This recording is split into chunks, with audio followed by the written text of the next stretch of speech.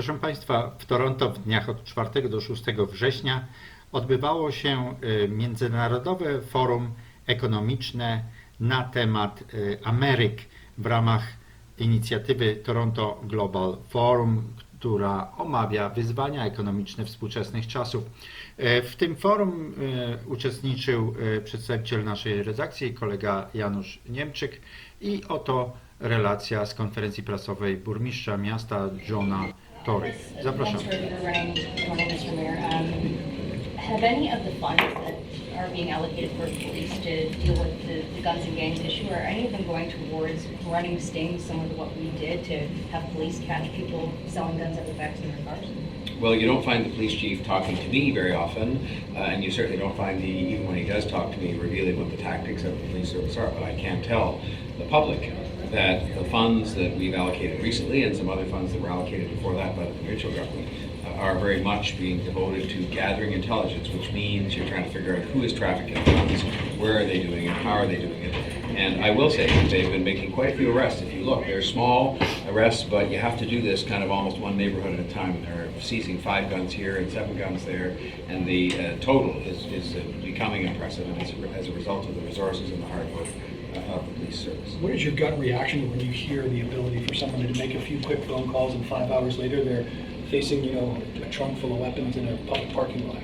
Well, I'm not surprised by it because the police have been telling me this is part of the problem with cases. The availability of guns has become, something that is almost routine, which it never should be. I mean, the system's not set up to be that way. It's criminal activity, but it makes me angry, quite frankly, and it makes me sort of stronger in my resolve to make sure that all of the governments do whatever they can to seal up the border to a much greater extent, because that has always been and continues to be the biggest source of this problem, but also to find ways domestically within Canada that we can crack down on the kind of illegal activity, whether it's theft or illegal trafficking, that leads to people having these guns in a plastic container in the trunk of a car. I mean, how ridiculous is that? Do you think it bolsters your appeal for a handgun ban, or what do you think it does to your case? I don't know. I mean, I've never looked at a handgun ban as being a sort of magic solution that's going to resolve this problem. I do believe in my heart that it's going to make a contribution to lessening the trafficking of guns and the possession of guns by people that shouldn't have them illegally. And so, again, that's in the hands of the Government of Canada and others who will make those decisions. There are many more things I think need to be done in addition to tightening gun controls, including support for the police, including investment in kids and families, including changes to some of the laws like bail and sentencing. But again, I'll just keep advocating for those things that I think will make a difference in cutting down on the prevalence of guns and cutting down on the prevalence of people who use them. Have you had any more conversations with the federal Liberals about when we might see what it is they have planned in their platform on gun control? Not really. I think that they have an element of their platform they've clearly signaled is going to be coming out as part of the election choice that people have to make, and I will look forward to hearing about that. I haven't had much indication of what's going to be in it. I'm pressing them very hard at the moment to make some additional commitments to invest in neighborhoods and kids and families, because I think that as governments together, we have invested more in the police, and I think that was very much called for and very appropriate. Secondly, we have advocated on things like bail laws, which, again, last night I heard people being out 6 and 7 times on bail when we're rounding them up for trafficking drugs in places where they shouldn't be. They shouldn't be doing it anywhere. And then I think the final area where we have to make an additional push is on investment in kids and families. We're doing a lot of it now, but we need to do more in order to address the root causes of crime. So I've been spending my time advocating to them for the last number of weeks on that increased investment, which I'm optimistic will be forthcoming. We've seen over here a lot of talking about inclusiveness. My opinion, the big guys, they're talking about inclusiveness in economy and business. They think and they understand this word different than the small countries. What would be your advice to Canada in view of backing off of United States from many of the agreements of NAFTA made 25 years ago? This is a country that was built on relationships with other countries and on trading, and I think there's no question but that we need to continue to look outward in order to be a prosperous country, but we also need to continue to do things like invest in public education, because our public education system has been a huge contributor to our success here and to our ability to trade with the rest of the world.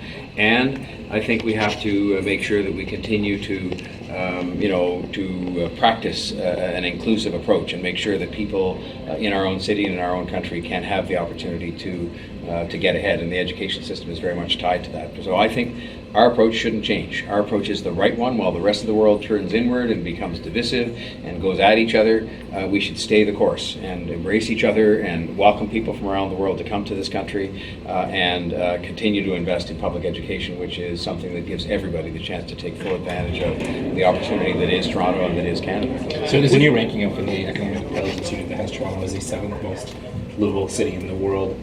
What does it say to you that despite the fact that the city clearly has issues with things like transit, affordable housing, that it keeps ending up in a top 10 list of cities around the world? Canadians and Torontonians especially are all, the part people don't see as much is that there's a lot of industry deals that are done here to make movies, and many of them, thanks to the fact people are here and we have such a wonderful industry, are chosen to be made movies and TV shows in Toronto. And so the value of that is in millions and millions of dollars as well, and many, many jobs. And so I can't overestimate the importance of TIFF to Toronto, and I'm sure it'll be as successful in 2019 as it has been in previous years, and produce all of those economic benefits, both the obvious ones, hotel rooms and so on, and the less obvious ones, which are the deals that get done to make TV shows and movies here in Toronto. Okay, that was the last question. Well, it doesn't necessarily have to be. If there's one more, that's fine. Did you guys What's have that? permaculture? We heard this morning that right now Canada and Toronto might be nearer to Europe than to the US. I think, look, we are in close proximity to the United States. It's our biggest trading partner by far. It's our best friend in the world, notwithstanding that there are hiccups that happen when different leadership takes different offices and so on. But I think that we're well advised to make sure that we solidify and strengthen our relationships with other countries, simply because what you want to do is make a bigger pie overall for us to benefit from, with the smart people we have and the companies we have here that are so excellent. So again, I think these are false choices, that we can't continue to have a great relationship with the United States that's important to us if we sort of focus more on Europe and Asia. I think we should be doing both, and certainly my own efforts vis-a-vis building up Toronto are directed to making sure we continue to have a strong relationship with the United States, regardless of who the president is or what their political views are from time to time, and that we strengthen our relationships with Europe, especially at a time when there's some instability there. So we'll continue to do business with most everybody in the world, because I think it is the nature of Canada, and it's in our best interest to do so. Thanks a lot.